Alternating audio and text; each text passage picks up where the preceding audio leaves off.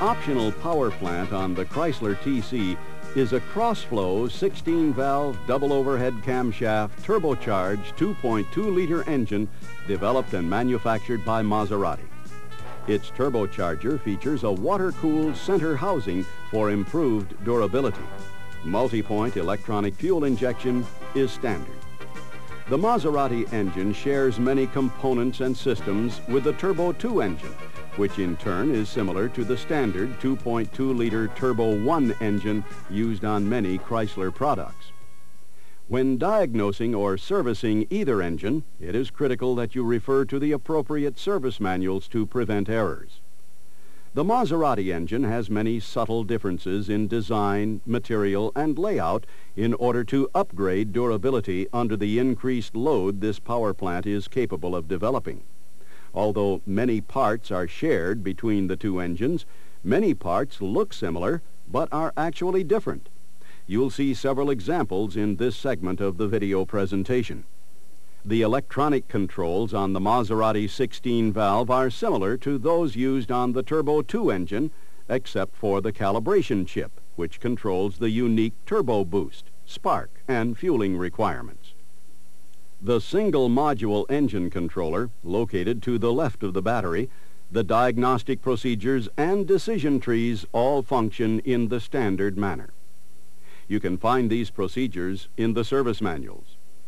A unique fuel rail that incorporates a revised fuel line layout is used on the Maserati engine. The fuel injection system, including the fuel injectors and the throttle body on the 16-valve engine, is very similar to the Turbo 2. The fuel pump is a similar positive displacement roller vane immersible type with a permanent magnet electric motor. A pressure regulator, similar to the Turbo 2 unit, is located downstream of the fuel injectors on the fuel rail. It maintains a constant 380 kilopascal or 55 psi pressure differential between the fuel rail and the intake manifold. Pressure must be released before servicing the fuel injection system. This is accomplished with a Schrader valve located on the fuel rail. Cover the valve with a shop rag to capture any fuel spray that may be released. The IHI turbocharger, model RHB52, is different than the Garrett system used on the Turbo 2, although it functions in a similar manner.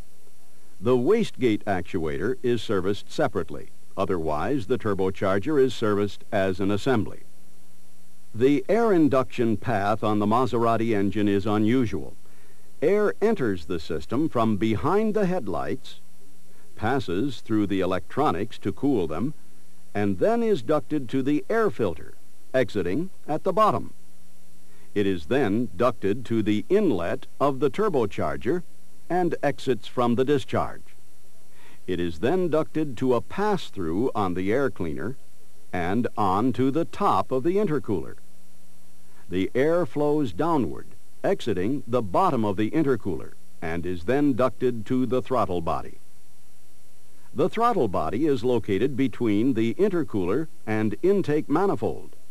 It is similar to the Turbo 2 unit.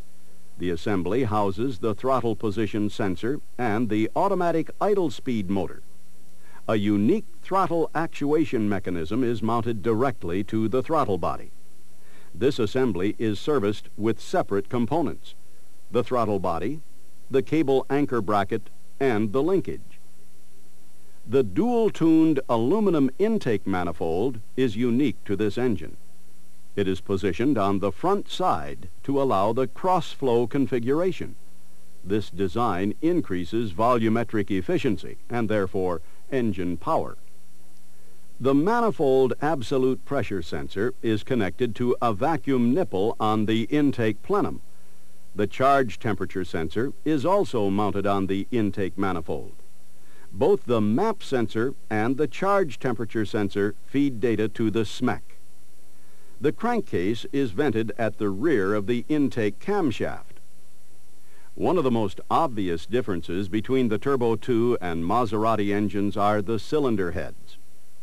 The Turbo 2 cylinder head is aluminum and features inline valve guides and valve seat inserts. The intake and exhaust ports are located in the rearward-facing side of the head. Spark plugs are on the forward-facing side. Combustion chambers are a fast burn design. The valve train includes 40.6 millimeter diameter intake valves and 35.4 millimeter diameter exhaust valves with Viton rubber valve stem seals. The single overhead iron camshaft has 5 bearing journals.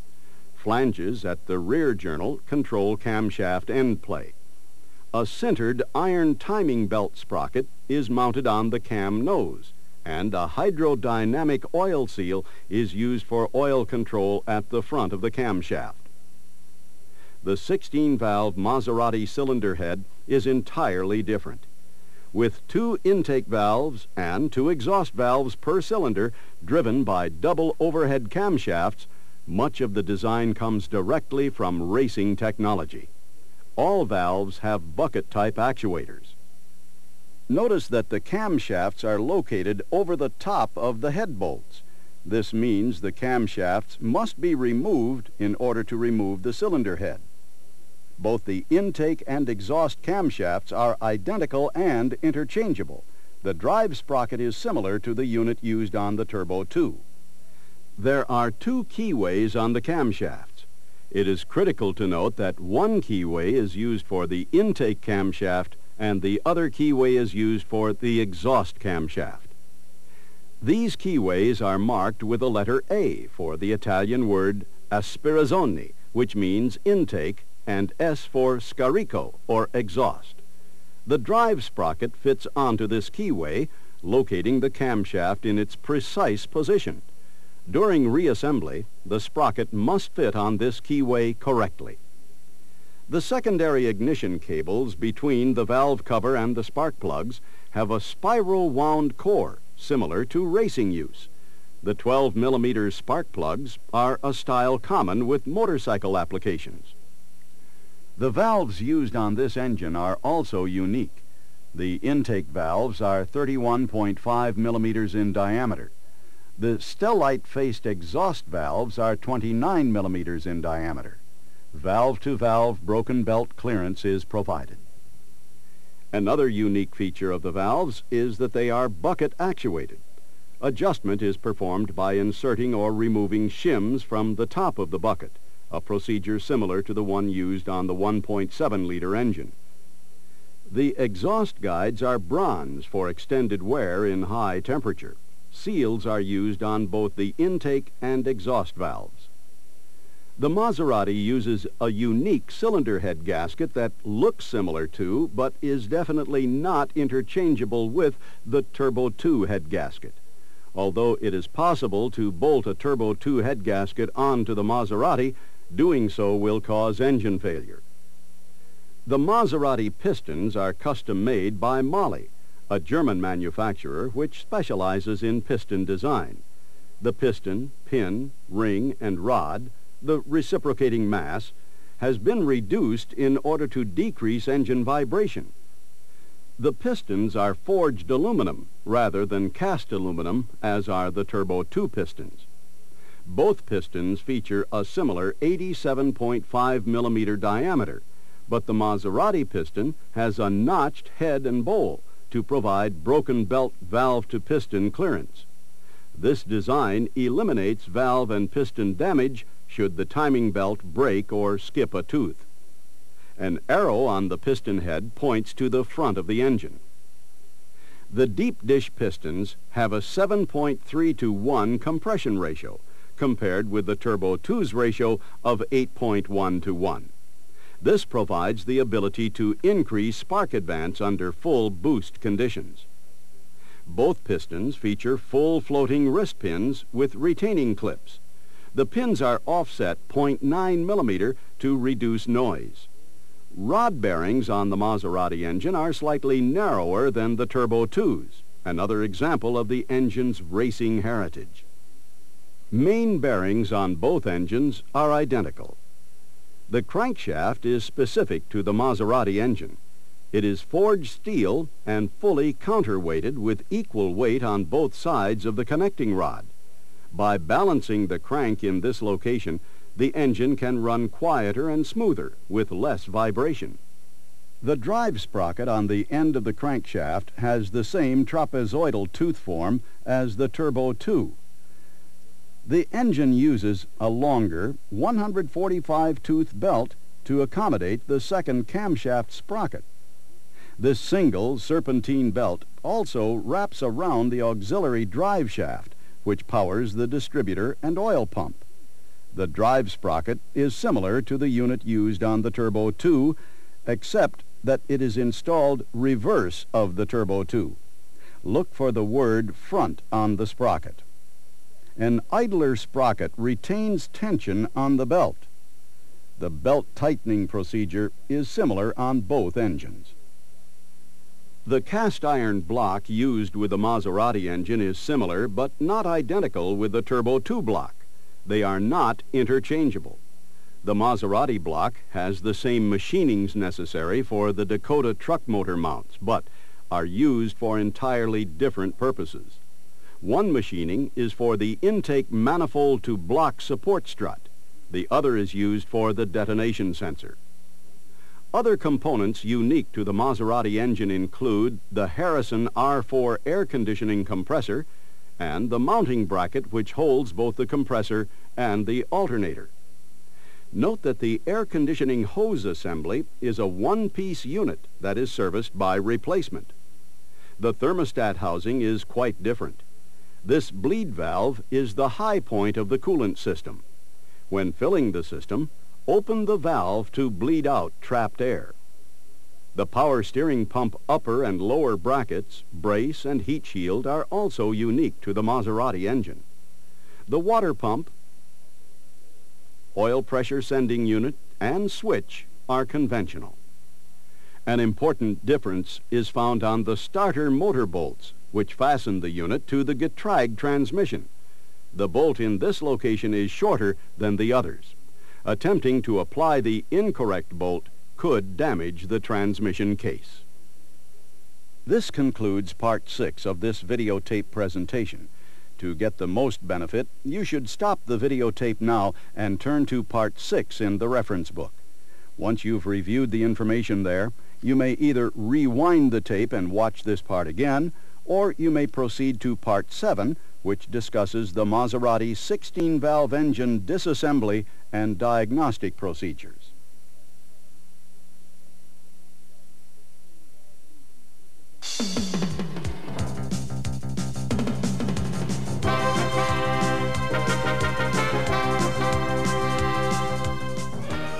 Many of the diagnostic and service procedures for the Maserati 16-valve engine are similar to the 2.2-liter Turbo 2 engine. Because of the specific design, however, there are several procedures which are unusual. This part of the videotape will look at some of these procedures. If it becomes necessary to replace the single module engine controller, or SMEC, the procedure is the same as it is on the Turbo 2 engine. Begin by removing the air cleaner duct. Next, remove the battery.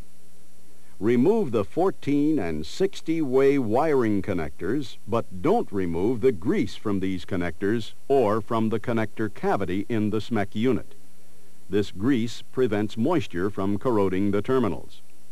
If insufficient grease is on either the connectors or the cavities, apply a liberal amount of Mopar multi-purpose grease or equivalent.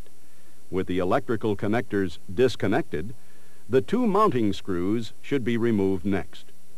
Remove the rear screw holding the hood locating wedge and loosen the forward screw on the wedge so it can be rotated out of the way. Now you can remove the SMEC. Service of the distributor cap, rotor, and secondary ignition wires requires the removal of the intake manifold. This is due to the location of the distributor, which prevents access from any other direction. Anytime the intake manifold is removed, the entire distributor assembly should be inspected.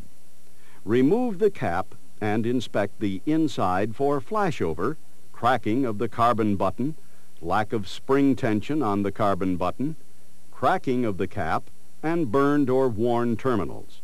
If any of these conditions are present, replace the assembly. It is possible to access the distributor without removing the intake manifold.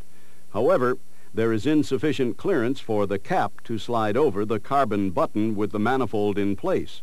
Should this button be damaged, the engine will perform poorly. Before attempting to diagnose or service the fuel injection system, a visual inspection for loose, disconnected, or misrouted wires and hoses should be made. This will assure that the SMEC and the fuel system are receiving the correct data. Check the ignition coil electrical connections. Verify that the two-way connector is attached to the canister purge solenoid and that the two-way connector is attached to the wastegate solenoid. Check the three-way and two-way connectors at the map sensor. Check the vacuum hose connections between the vacuum source and the canister purge, wastegate, and barometric reed solenoids. Verify that the hoses are securely attached to the vapor canister. Make certain that the alternator wiring and belt are correctly installed and tightened. Check the ignition cable routing and attachment. And check both three-way distributor connectors. Check the electrical connection at the oil pressure sending unit. Inspect the battery cable ground at the engine. Check the speed control connections. Inspect the engine harness to main harness connections. Inspect the radiator fan electrical connector. Check the two-way connector at the coolant temperature sensor. Inspect the engine temperature sensor electrical connection. Verify that all electrical connectors are fully inserted into relays and that the battery connections are clean and tight. Verify that the 14-way and 60-way connectors are fully inserted into the sockets on the SMEC. And verify that the 4-way connector is attached to the AIS motor. Check the 3-way connector to the throttle position sensor. Check the hose connections at the throttle body. Verify that the crankcase vent tube from the nipple on the left end of the intake camshaft to the nipple on the right side of the air cleaner is tight.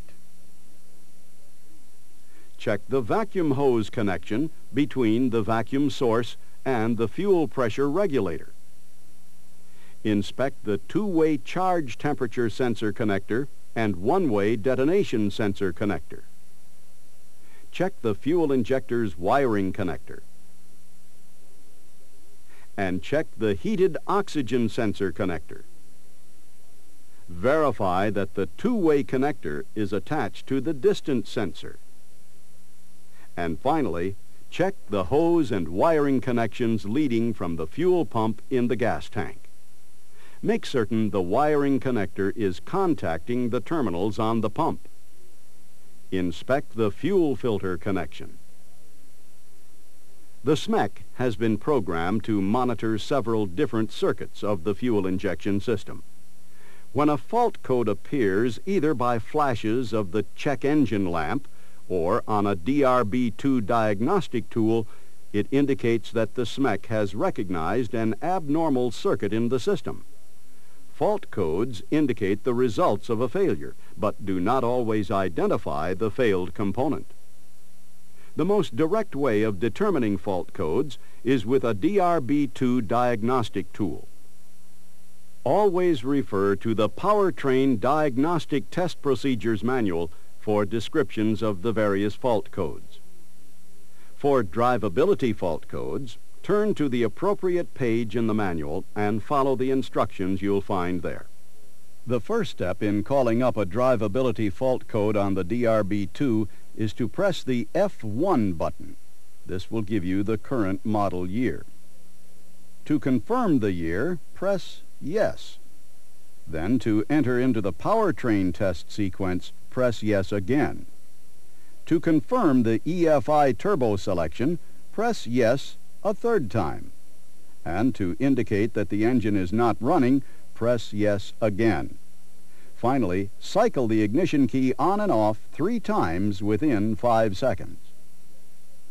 Fault codes will then appear on the DRB2. Compare these codes to the test indication column in the Powertrain Test Procedures Manual. The circuit actuation tests check for the proper operation of output circuits or devices which the SMEC controls. To obtain an actuation code number, wait for code 55 to appear on the screen. Then press the F3 button. Then the code number you desire, in this case 04, and then press Enter. The desired test will then operate. Refer to the Diagnostic Test Procedures Manual for a description of the individual ATM display codes. In the switch mode, the DRB2 can test the condition of 3 switches: the brake switch, the park neutral switch when applicable, and the air conditioning switch. The DRB2 determines if the SMEC is recognizing when a switch is being turned on and off. The display will toggle between 00 and 88 to indicate whether the switch being tested is functioning properly. There are 2 different groups of engine running tests which the DRB2 can perform. One group does not have a fault code number. These tests include the AIS motor, the oxygen sensor switch, and the detonation sensor. When testing the AIS motor or the oxygen sensor, the screen may either be blank or toggling between 0, blank, and 1. The test for the detonation sensor will appear as a toggle between 80 and 81. To perform the AIS test, start the engine and disconnect the coolant sensor. Push the read-hold button until the display in the lower right changes from read to hold. The engine should accelerate to 1500 RPMs if the AIS is functioning properly. To complete the test, press the read-hold button again until the display changes back to read and the RPMs drop to idle. The second group of engine running tests are displayed with codes in the 60s and 70s. An example is code 64, which is the engine coolant temperature shown in degrees Fahrenheit. To perform this test, start the engine. Press the ATM button until 64 appears. Then release the button. Press the read-hold button until hold is displayed. The engine coolant temperature will then be shown on the screen. As an alternate procedure, the F3 button can be pressed. Enter code appears on the screen. Press 64 and enter. Press the read-hold button. The desired test will then be performed. The sensor test mode allows the output of 7 sensors and the state of 3 switches to be displayed on the diagnostic tool while the engine is not operating. If a DRB2 is not available, the check engine lamp can also be used to test circuits. When the ignition key is first turned on, the instrument panel lamps cycle through a bulb check. To determine if any diagnostic codes are being stored by the SMEC, cycle the ignition key 3 times within 5 seconds. Then count the flashes. Note that code 88 will never be displayed. The sequence for diagnostic codes will first show all of the codes in memory, if any. Then code 55 will appear to indicate the end of the diagnostic code readings. The light will then go out.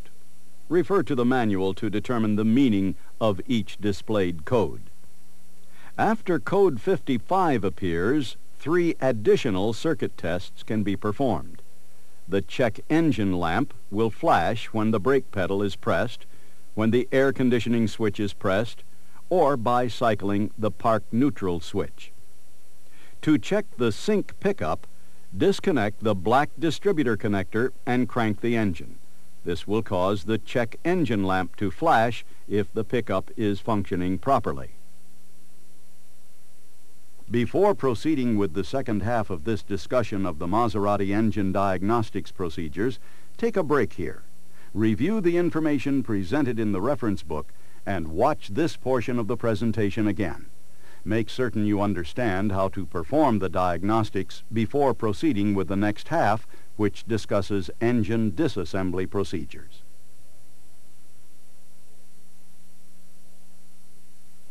If it is necessary to service the timing belt, first remove the timing belt covers. Start by removing the nuts holding the upper half of the cover to the cylinder head. Next, remove the screws holding the lower half of the cover to the cylinder block. When performed in the car, you must place a jack under the engine. Separate the right engine mount. Raise the engine slightly. This will gain clearance for the lower half of the cover. Then remove both halves of the timing belt cover. If the timing belt is to be removed completely, the accessory drive pulleys must be removed. Loosen the timing belt tensioner. The air conditioning bracket must also be removed. To remove the crankshaft sprocket, use the appropriate special tools. To remove the intermediate shaft sprocket, hold the sprocket with the special tool while removing the retaining screw.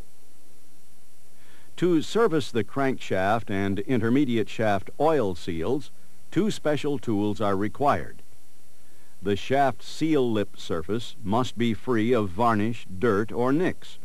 If necessary, polish the lip surface with 400 grit paper. Install all seals using special tool C4680. To retime the camshafts, first turn the crankshaft to its top dead center position. There is a mark on the front seal casting and a corresponding mark on the intermediate shaft sprocket. Both marks must be aligned for the engine to be timed correctly. To verify camshaft timing, insert two calibrated pins through the caps nearest the timing belt. The pin should contact the dead holes labeled A in the intake camshaft and S in the exhaust camshaft. To adjust the drive belt tension, the crankshaft should be in the TDC position. Put the belt tension tool on the large hex of the timing belt tensioner pulley and loosen the tensioner lock nut.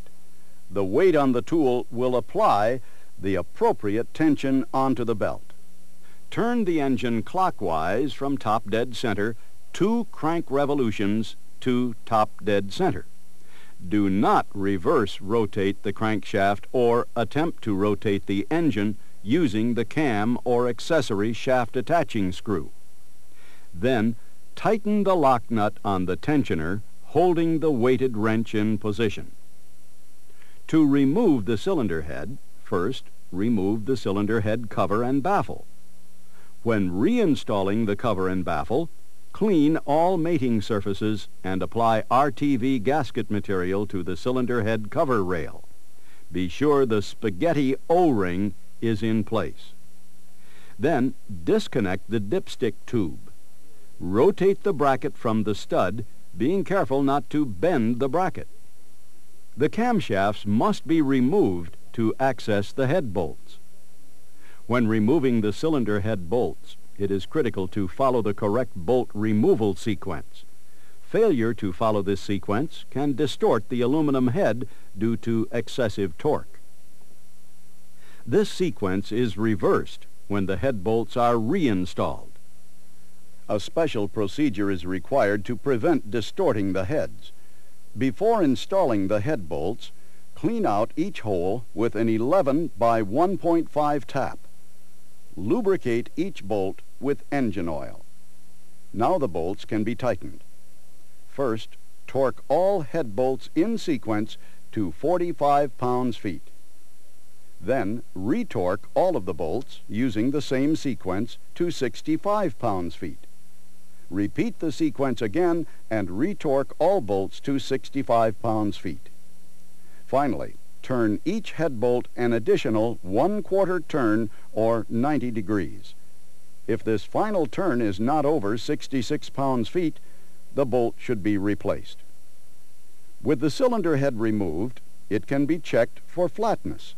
It must be within 4/1000ths of an inch. Inspect the camshaft journals for scoring. To adjust valve lash, begin by comparing the lash of each valve with the specification. This check should be done before the camshaft is removed. Note those valves which are out of spec. Now remove the camshaft and check the shim thickness in each cylinder. You must calculate how much additional or less thickness is needed to bring the lash back into specification. Be sure to replace the entire shim with the correct size. Do not add shims to the existing shims. Each valve should have only one shim. When the camshaft is reinstalled, be sure to check the lash again to make certain you have performed the adjustment correctly. To remove the valve, the bucket and shim must be taken out. You will need the special adapter for a standard valve removal tool. Depress the retainer while supporting the head of the valve with the tool. Using a magnet, remove the keepers, spring retainers, and spring. This will allow the valve to be removed. Be sure to pull out the spring seat. Clean the valves thoroughly and discard any that are burned, warped, or cracked. Be sure to refer to the shop manual for valve specifications. The valves should never be ground. Remove carbon and varnish deposits from inside the valve guides with a reliable guide cleaner. Insert the valve with the valve head positioned 4/1000ths of an inch above the cylinder head gasket surface. Move the valve to and from the dial indicator. Check the service bulletins for run-out specifications. Ream the guides for valves with oversized stems if the dial indicator reading is excessive, or if the stems are scuffed or scored. To check the crankshaft for end play, mount a dial indicator to the front of the engine, locating the probe on the nose of the crankshaft. Move the crankshaft all the way to the rear of its travel and zero the dial indicator. Move the crankshaft all the way to the front and read the dial indicator. Maximum specifications for crankshaft end play are listed in the service manual. If the crankshaft main bearings must be removed, they must be returned to the identical position. Notice that the 1, 2, 4, and 5 bearings have full lubrication grooves to provide full-time oiling to the connecting rod. Only the number 3 is half groove. Make certain the oil holes in the block line up with the oil holes in the bearings. The bearing tabs must seat in the block tab slots. Install main bearing cap number 1 on the timing belt end. Then install cap number 5 on the transaxle end. Before installing the bolts, they should be inspected for damage and replaced if necessary. Lubricate the threads with engine oil. Install both bolts in each cap finger tight. Then alternately torque each bolt to 30 pounds-feet plus 1/4 turn. To remove the intermediate shaft, hold the sprocket while removing the sprocket screw. Remove the retainer screws and the retainer. The intermediate shaft can now be removed. When reinstalling the intermediate shaft, turn the crankshaft and the intermediate shaft until the engine is at TDC. This will cause the distributor to rotate. The rotor in the distributor must point at the number 1 terminal position. The slot in the oil pump shaft must be parallel to the center line of the crankshaft when the intermediate shaft and crankshaft are properly timed. The Harrison R4 air conditioning compressor is unique to the 16-valve Maserati engine. Only limited service procedures are possible on this unit. To remove the clutch hub and drive plate, the drive belt must be removed. Hold the assembly with a clutch hub and drive plate remover tool. Before replacing the shaft seal, Freon must be evacuated from the system using the standard procedure. Then remove the snap retainer ring. And then remove the seal using Special Tool 6234. To install a new seal, use a seal protector and slide the seal into position. Push the seal into place with a standard 3/4 inch socket. Then install the snap ring retainer. If the clutch pulley rotor must be replaced, start by removing the snap retaining ring. Use a pulley puller and a thrust button to pull off the pulley. To install the pulley, slide it into place or use Special Tool 6233. Then install the snap ring.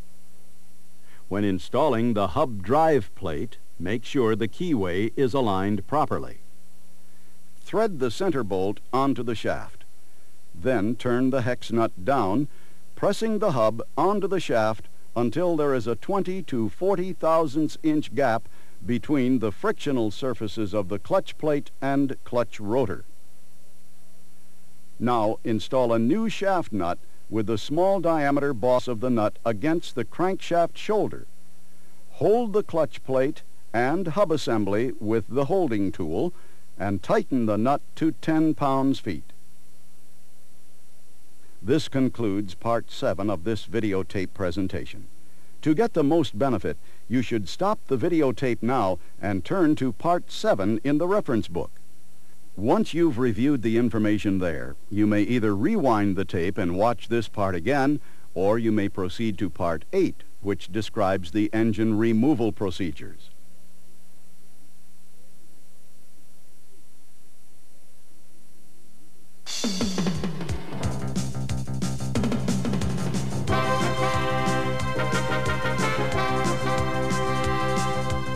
Removing the 16-valve Maserati engine begins with the disconnecting of the battery. Scribe the location outline on the hood hinge. Remove the 2 strut fasteners and then remove the hood. Next, drain the cooling system.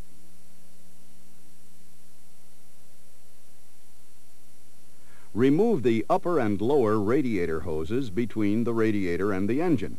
This will allow all of the coolant to drain from the system. Relieve the fuel pressure using the Schrader valve on the fuel rail. Use a shop rag to capture any fuel leaving the valve. Disconnect the O2 sensor. Disconnect the fuel lines. Remove the heat shield and the power steering pump mounting bolts. Set the pump aside. Loosen the idler pulley. Disconnect the electrical connectors to the air conditioning compressor and set it aside. Disconnect the fan wire and then remove the fan and shroud assembly. Next, remove the radiator and intercooler assembly. Disconnect the crankcase vent hose from the air cleaner. From their engine locations, disconnect the 4 ducts leading to the air cleaner. Disconnect the cruise control vacuum hose.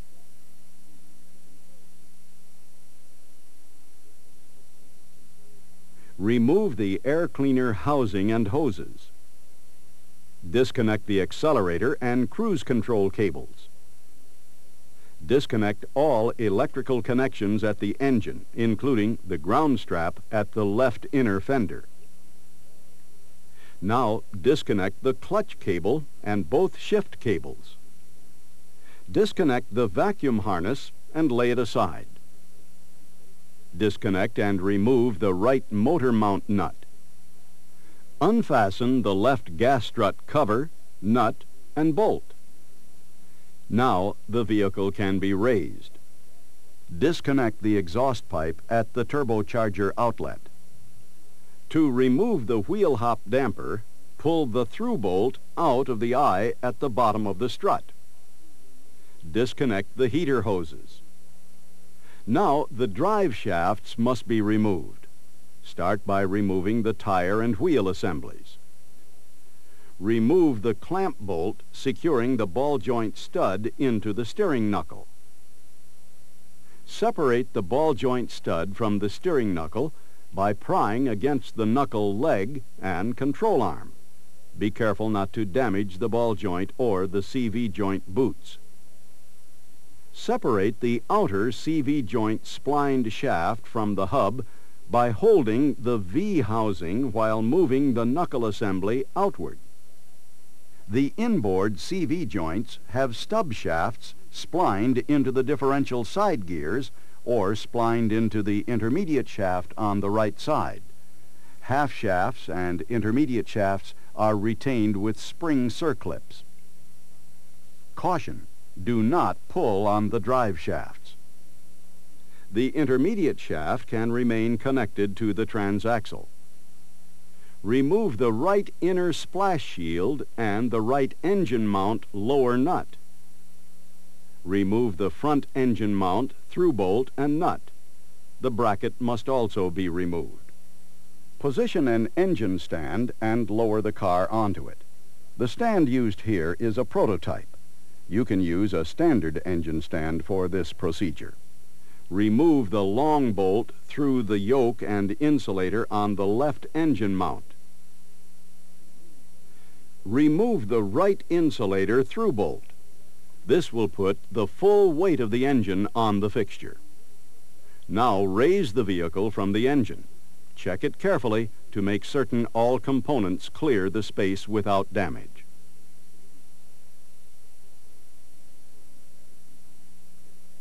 This concludes Part 8 of this videotape presentation.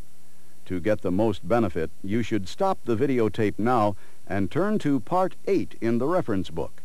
Once you've reviewed the information there, you may either rewind the tape and watch this part again, or you may continue on to Part 9, Transaxles.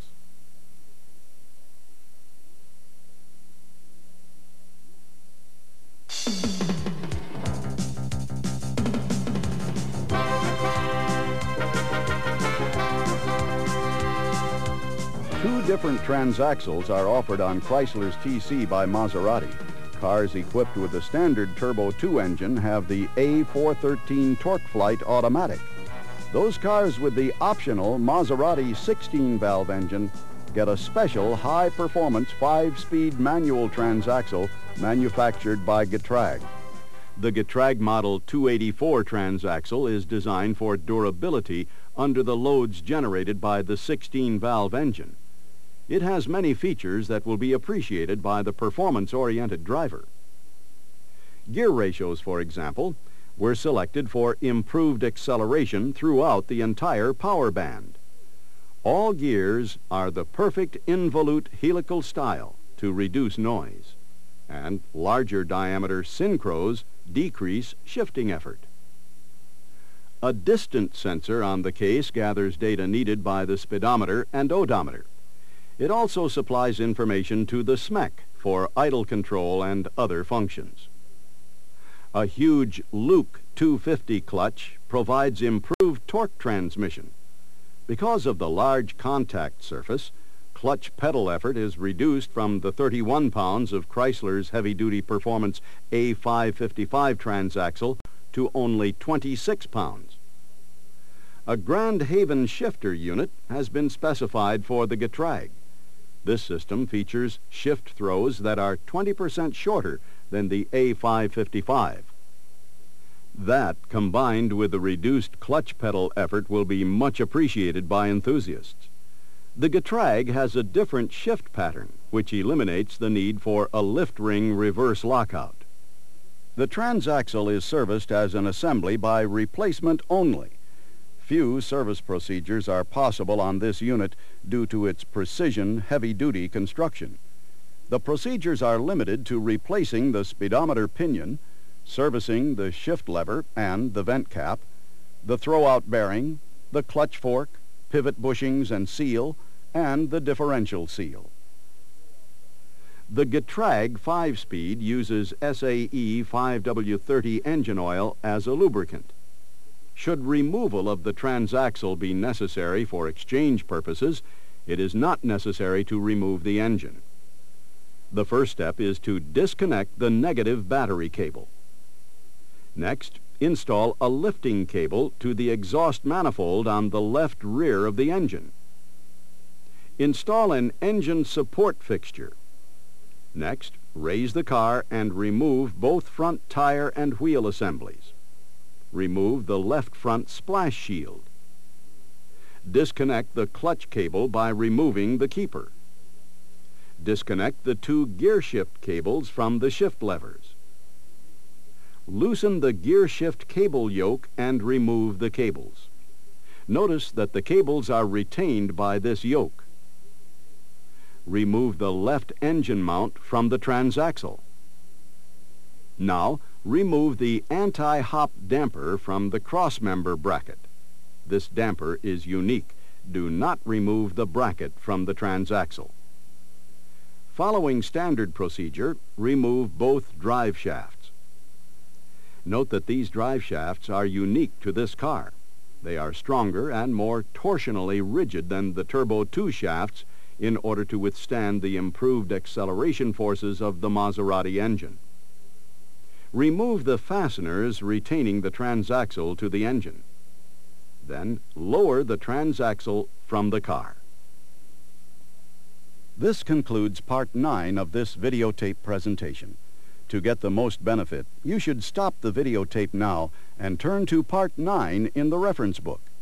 Once you've reviewed the information there, you may either rewind the tape and watch this part again, or you may return to tape number 1, which introduces you to the car and its special features, including the Tavis anti-lock brake system. Please rewind the tape to the beginning when you are through watching it. Now, it's up to you. You are the last person to inspect Chrysler's TC by Maserati before it is delivered to the customer. It is through your professional attitude and skills that all of us, you, your dealership, and Chrysler Corporation, will achieve high customer satisfaction levels. Your knowledge and your work are vital to our success.